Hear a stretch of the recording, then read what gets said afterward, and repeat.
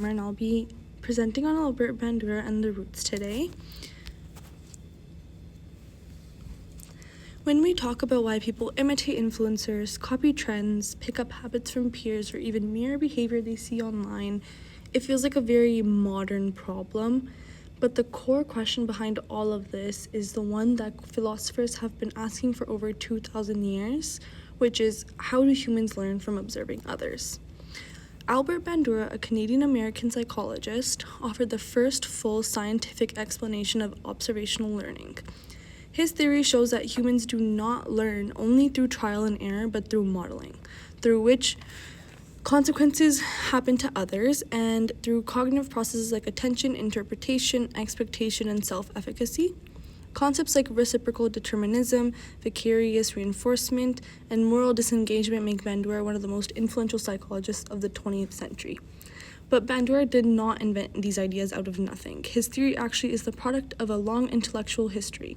It grows out of Enlightenment empiricism and rationalism, Renaissance humanism and scientific observation, medieval debates about moral intention and the movement from sensation to intellect, and in ancient analyses of imitation and habit. In this presentation, I want to show Bandura as the inheritor of these transitions, the person who turns centuries of philosophical argument into a scientific framework for understanding how humans learn and act through each other. To situate Bandura in the Enlightenment, I want to show how he responds to three central questions of the period. 1 is knowledge grounded in sensory experience. 2 is the mind passive or active. 3, how do we explain the causes of human action? Bandura provides scientific answers to all of these questions. First up is Francis Bacon. Francis Bacon argued that science must study the world through systematic observation and controlled experimentation, rather than abstract speculation. He insisted that hidden causal forces in the nature could be discovered only through carefully structured experiments that vary from one condition at a time. Bandura's research program, on the other hand, embodies this Baconian approach perfectly. His Bobo doll studies isolating one variable at a time and holding every other variable constant. By manipulating whether the model is rewarded, punished, or given no consequence, Bandura identifies causal relationships between observed behavior and children's later actions. Bacon believed the scientific method could reveal natural laws. Bandura uses the same method to reveal natural laws of social behavior. His work in the Enlightenment's experimental vision applied to moral and behavioral questions. Locke described the mind as a tabula rasa, a blank slate, shaped by direct sensory experience. Repetition, association, and pleasure or pain write ideas onto the mind, which then in return create habits. Bandura extends Locke's empiricism in a revolutionary way. Locke believed only personal experience should shape the mind. Bandura shows that we learn from the experiences of others. A child does not need to personally receive reinforcement, whereas they can instead, watching somebody else, can receive that same reinforcement, and that is enough to change the child's expectations and behavior. Bandura preserves Locke's ideas that experience forms the mind, but he expands it from individual experience to social experience. Empiricism becomes a socially transmitted process. Bandura demonstrates scientifically what Locke never imagined, which is experience can be indirect, symbolic, and observational. David Hume argued that causation is not something we perceive directly. It is something that we infer based on repeated patterns. Humans begin developing habits of expectation, such as if we see A followed by B enough times, we just expect B to follow A. Bandura provides the cognitive machinery behind this idea. For Bandura, observational learning generates outcome expectations. When a child sees a model consistently rewarded for aggression, the child infers that aggression leads to positive outcomes. This inference is encoded and later guides behavior, even without the child performing the behavior first. Where Hume could only describe the psychological pattern behind causation, Bandura explains the whole process, which is attention, symbolic representation, outcome expectancy, and decision to act. Bandura transforms Hume's association into a testable model of how people infer consequences from watching others.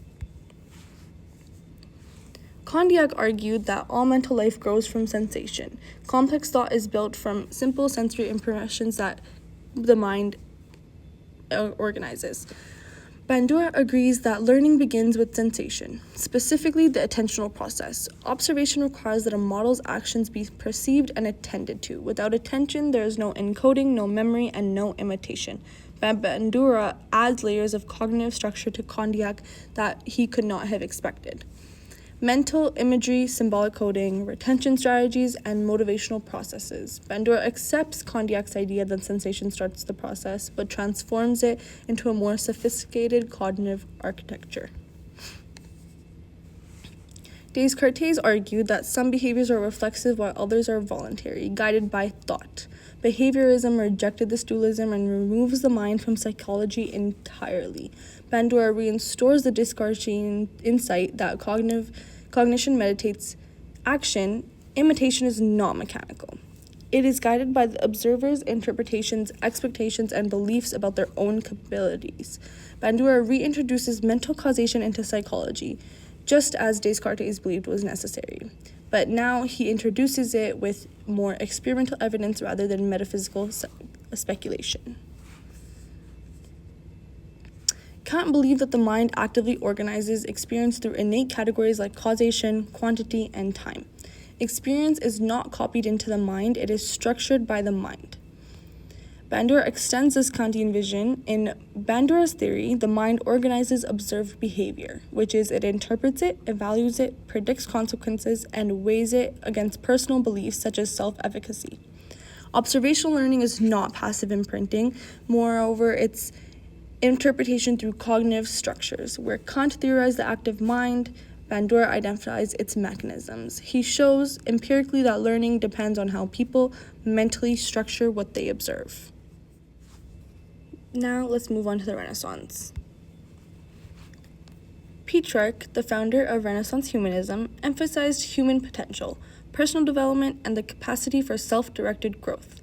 He believed humans could cultivate virtue and ability through effort and reflection. Bandura gives this humanist optimism a scientific basis. His concept of self-efficacy explains how beliefs about one's abilities determine what challenges a person's attempts, how much effort they invest, and how they respond to setbacks. Petrarch claimed that humans can shape themselves, but Bandura shows the cognitive mechanism through which they do this process. Erasmus argued that moral character forms through modeling. Children become virtuous by observing virtuous adults, not through force or punishment. He insisted that imitation is the foundation of moral education. Bandura confirms this theory experimentally. His modeling studies revealed that children copy behaviors they see rewarded, admiring, or consider socially powerful. Erasmus provided the philosophical claim, Bandura demonstrates the psychological law. Moral and social behavior is shaped by observing models. Vives, one of the most important early psychologists of the Renaissance, insisted that the study of the mind must be grounded in careful observation of real behavior. He rejected abstract speculation and emphasized studying children directly. Bandura fulfills Vives' early program by his entire theory being built on observing behavior, manipulating conditions, and identifying consistent patterns. Vives asked for a science of behavior based on observation, and Bandura created this science. Vesalius, the founder of modern anatomy, rejected medieval reliance on ancient authorities and insisted on direct investigation of the human body. Bandura mirrors this methodological revolution. Instead of accepting behaviorist or psychoanalytical theories about how people learn, he studies human directly, filming children, coding their actions, and analyzing the responses to different models. Vesalius opened the body, whereas Bandura opened human learning. Galileo discovered physical laws by systematically varying single factors and observing their effects. Bandura applies the same principle to social behavior by varying one feature of a model's behavior, such as reward, punishment, similarity, or emotional tone, which then he uncovers the laws of observational learning. Galileo found the laws of motion, and Bandura discovers the laws of social motion through controlled variation. The medieval era contributes two essential ideas that Bandura modernizes. One, the role of internal moral intention, and two, the movement from sensation to intellect. Augustine argued that moral behavior depends on internal processes, such as intentions, judgments, and self-deception. Wrongdoing often involves rationalizing or justifying harmful behavior to oneself. Bandura's theory of moral disengagement is the empirical counterpart to Augustine's insight. Bandura identifies specific ways people disconnect moral standards from their behavior, such as minimizing harm, displacing responsibility, diffusing responsibility, dehumanizing victims, or framing destructive acts as serving higher purposes. Augustine described these as spiritual failures, whereas Bandura identified them as psychological mechanisms that can be measured and predicted. Aquinas described knowledge as a sequence. Sensations enter the mind, imagination retains this, and transforms them. The intellect abstracts general principles, and then these principles guide action. Bandura's four-component model maps onto this framework almost exactly. His goes: attention corresponds to sensation, intention corresponds to phantasm and representation, cognitive evaluation corresponds to abstraction, then reproduction and motivation correspond to action. Aquinas provided a theological account of how humans acquire knowledge, and Bandura provides a cognitive science version of the same way. Finally, moving into the ancient philosophy, ancient thinkers, especially Aristotle, anticipate many aspects of Bandura's theory.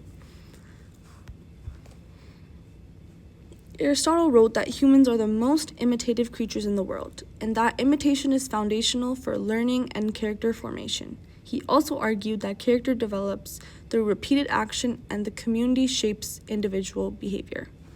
Bandura provides the scientific demonstration of Aristotle's claims. He shows that imitation is structured, that it requires tension and interpretation, and that the social consequences given to models influence whether imitation occurs. Bandura's modeling theory is essentially Aristotelian philosophy made empirical. Early Greek naturalists like Alcmene and Hippocrates argued that human behavior and mental life should be explained in natural terms, not mythological ones.